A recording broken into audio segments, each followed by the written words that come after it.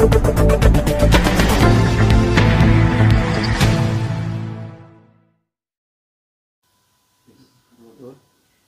آپ کی رات میں زرانگے سے ملاقات ہوئی، کیا میٹنگ میں 2 گھنٹے یہ بات چیت چلی، کیا مسئلہ تھا اور کیا بات چیت ہوئی؟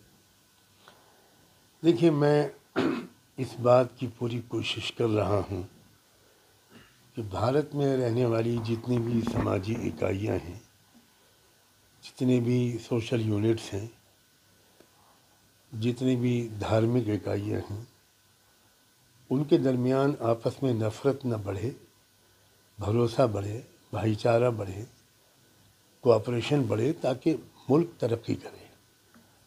کچھ طاقتیں ہیں جو اس ملک میں آپس میں لڑائی کرا کر، نفرت پیدا کر کے اپنا ایک پولیٹیکل مائلیج گین کرنا چاہتی ہیں۔ تو ہر ملک کے خیر خواہ کا یہ فرض ہے کہ وہ ملک میں محبت اور بھائی چارے کو پھیلائے۔ مہاراشٹر میں مراٹھا ایک بہت بڑی طاقت ہے اور اس کی بہت پرانی ہسٹری ہے، اور مراٹھوں اور مسلمانوں کے درمیان بہت ہی زیادہ اچھے رشتے رہے ہیں۔ چھترپتی شیواجی مہاراج کے جو دادا تھے، انہوں نے اپنے 2 بیٹوں کا نام 2 مسلمان پیروں کے نام پر رکھا، شاہ جی اور شریف جی۔ اور اس کے علاوہ بھی اس کے بہت سی مثالیں اور دلیلیں ہیں، کس قدر جان اپنی جوکھم میں ڈال کر کلکرنی کے مقابلے میں مدد کی تھی سدھی ابراہیم نے شیواجی مہاراج کے۔ تو یہ میں مہاراشٹر میں نہیں، پورے دیش میں یہ کوشش کر رہا ہوں کہ نفرت والی طاقتیں کمزور ہوں اور جوڑنے والی طاقتیں وہ مضبوط ہوں۔ میں بہت دن سے جنگی پاٹل صاحب کے بارے میں سن رہا تھا، وہ بھی میرے پاس آنا چاہتے تھے، مجھے آنا ہی تھا اپنے ایک کام سے اورنگ آباد۔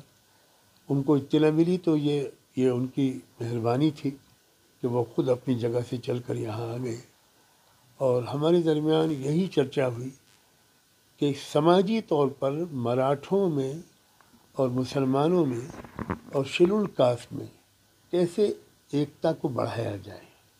ہمارا ابھی راجنیتی سے کوئی تعلق نہیں ہے، کوئی پولیٹیکل قسم کے الیکشن میں کون کس کو سپورٹ کرے گا، یہ میرا میدان نہیں ہے۔ میرا میدان سماجی ایکتا اور بھائی چارہ پیدا کرنا ہے۔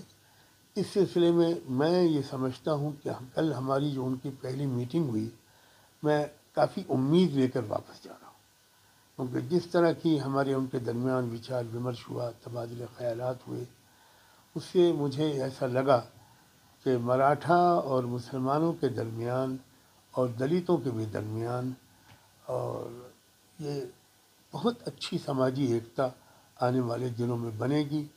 خدا کرے کہ اس کا اثر راجنیت پر بھی پڑے، لیکن میں بیسیکلی راجنیت کے میدان کا آدمی نہیں ہوں۔ میری دلچسپی اس بات سے ہے کہ ملک کو خدا نے وہ ریسورسز دی ہیں۔ میں دنیا کے بہت سے ملکوں میں گیا ہوں، جتنا مین پاور یہاں ہے، جتنی سولر انرجی یہاں ہمارے پاس ہے، اور جتنا اسپریچول ویلیوز اور سائنس اور ٹیکنالوجی دونوں کی چھمتا اور صلاحیت ہمارے پاس ہے، وہ بہت کم ملکوں کے پاس ہے۔ اگر یہ صلاحیتیں کنسٹرکٹیو انداز کے پازیٹیو انداز سے یوز ہو جائیں تو ہمارے ملک کو سپر پاور بننے میں کوئی دیر نہیں لگے گی، اور سپر پاور صرف ہتھیاروں کے اعتبار سے نہیں، بلکہ ایتھکس اور مورل اور ویلیوز کے حساب سے۔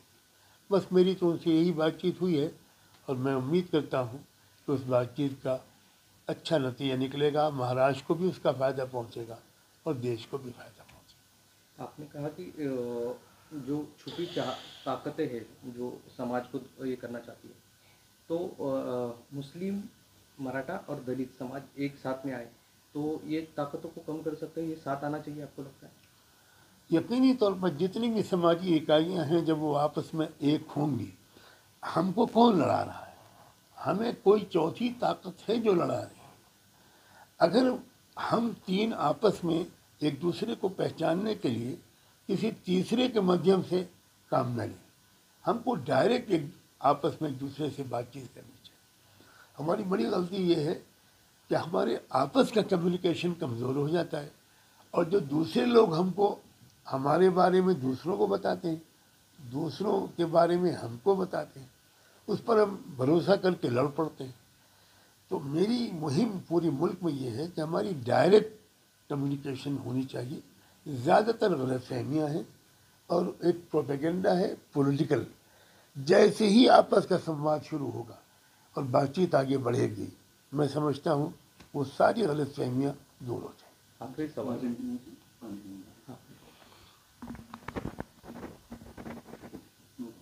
آخری سوال. جس طرح سے جرنگے سے آپ کی ملاقات ہوئی، مہاراشٹر میں چناؤ چل رہے ہیں اسمبلی کے، جرنگے پاٹل بھی الیکشن میں لڑنا چاہتے ہیں، اور جس طرح سے لوک سبھا کا الیکشن کا رزلٹ مراٹھواڑے کا دیکھا جائے، مسلم مراٹھا کے ساتھ میں کھڑے ہوئے تھے، اور اس وجہ سے چناؤ کے نتیجے کچھ الگ آئے تھے. تو ان کی کوشش ہے کہ مسلم اپنے ساتھ میں رہے. تو کل کی میٹنگ میں اس کو پولیٹیکل درجے سے کچھ دیکھا جائے، کچھ ایسی چرچا ہوئی، یا جرنگے پاٹل نے کچھ آپ سے میں نے ابھی آپ کو بتایا کہ میں سماجی بھائی چارے تک اپنے آپ کو سیمت رکھتا ہوں. میں نے اسی وشے پر ان سے بات چیت کی ہے، اور انہوں نے بھی بہت انٹرسٹ دکھائی اس بارے میں کہ سماجی طور پر ہم کیسے ایک دوسرے سے قریب آ سکتے ہیں. گاؤں کے لیول پر، محلے کے سطح پر ایک دوسرے کے گھر آنا جانا، ملنا جلنا، دکھ سکھ میں شریک ہونا، ایک دوسرے کا درد بانٹنا. میں اس سے آگے نہیں بڑھا ہوں. میں نے جو کچھ بات چیت کی ہے وہ اسی ایریا کے اندر کی ہے. یہ ملک کے حالات کا ایک تو نیگیٹو رخ ہے، وہ سب کے سامنے ہے. لنچنگ ہو رہی ہے، بلڈوز جسٹس ایک عجیب طرح کا آ گیا ہے جو کوئی قانون اجازت نہیں دیتا. لیکن میں پازیٹیو رخ دیکھتا ہوں. ملک میں جب 2014 میں یہ سرکار دلی میں آئی تھی تو وہ ہندوتوا کے ایجنڈے پر نہیں آئی تھی. وہ 15 لاکھ روپے ہر ایک کے بینک اکاؤنٹ میں جائیں گے، اس وعدے پر آئی تھی. 2 کروڑ جاب ملیں گے ہر سال نوجوانوں کو، اس وعدے پر آئی تھی. کسانوں کی آمدنی ڈبل ہو جائے گی، اس امید پر آئی تھی. جب 2019 میں کوئی وعدہ پورا نہیں ہوا تو وہ پھر پلوامہ کا ڈرامہ انہوں نے مینیج کیا، اور اس کے ذریعے سے قوم پر ایک خاص مزاج آیا. اور اب جب 2024 میں نہ پلوامہ ہو سکا، نہ 15 لاکھ، نہ کسانوں کی دگنی آمدنی، اور نہ 2 کروڑ جاب، تو اب انہوں نے کیا کیا کہ وہ کانگریس جو ہے وہ منگل سوتر چرا کر لے جائے گی اور مسلمانوں کو دے دے گی. تمہاری 2 بھینسوں میں سے ایک بھینس کھول کر لے جائے گی، اور وہ ایک بھینس مسلمانوں کو دے دے گی. یعنی سر شرم سے جھک گیا کہ انڈیا جیسی ڈیموکریسی کا جو پرائم منسٹر ہے وہ اتنی گھٹیا درجے کی باتیں کر رہا ہے. وہ کیوں کیا؟ انہوں نے فرسٹریشن کی وجہ سے کیا، اس لیے کہ انہوں نے دیکھا کہ ہندوتوا کام نہیں آ رہا ہے. اس کا مطلب یہ ہوا کہ بھارت کی جنتا نے ہندوتوا کو ریجیکٹ کرنا شروع کر دیا ہے. اب دیکھیے، کسان ناراض ہیں، مزدور ناراض ہیں، دلت ناراض ہیں، لنگایت ناراض ہیں، جو بدھسٹ ہیں، جو شیڈول کاسٹ کے لوگ ہیں وہ ناراض ہیں، جو آدیواسی ہیں وہ ناراض ہیں، جو سکھ ہیں وہ ناراض ہیں. منی پور کے بعد کرسچنز بھی بہت بری طرح پریشان ہیں. کون ہے جو اس دیش میں اس وقت، اگر پچھلے لوک سبھا کے الیکشن میں بھی 79 سیٹس پر ای وی ایم کا کھیل نہ ہوا ہوتا تو آج موجودہ سرکار اپوزیشن میں بیٹھی ہوتی. یہ اس الیکشن میں بھی یہ بات سامنے آ گئی، ہریانہ کے الیکشن میں بات سامنے آ گئی کہ جن مشینوں سے بی جے پی کو میجورٹی ملی ہے اس میں 99% بیٹری تھی، اور جن مشینوں سے کانگریس کو میجورٹی ملی ہے اس میں 60 to 70% بیٹری تھی. What does it mean? تو یہ کھیل ہو رہا ہے ہمارے دیش میں ڈیموکریسی کے ساتھ. لیکن جیسی جیسی اویئرنیس بڑھے گی، میں سمجھتا ہوں کہ اس کو بھی روکنے کی ذمہ داری سماج کے لوگوں کو بھی اٹھانی پڑے گی.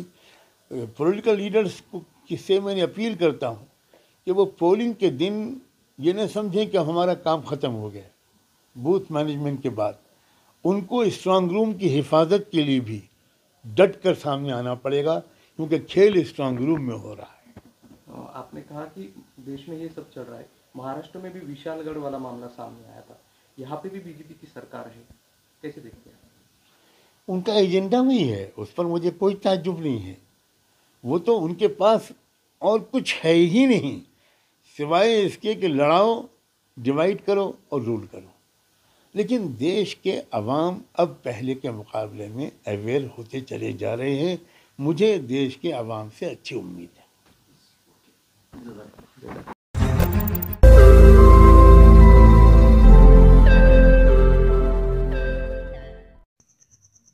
روز نئی خبروں کو دیکھنے کے لیے ہمارے اورنگ آباد سماچار چینل کو سبسکرائب کیجیے اور نوٹیفیکیشن پانے کے لیے ہمارے بیل آئیکن کو دبائیے تاکہ ہر خبر کی نوٹیفیکیشن آپ کو ملتی رہے۔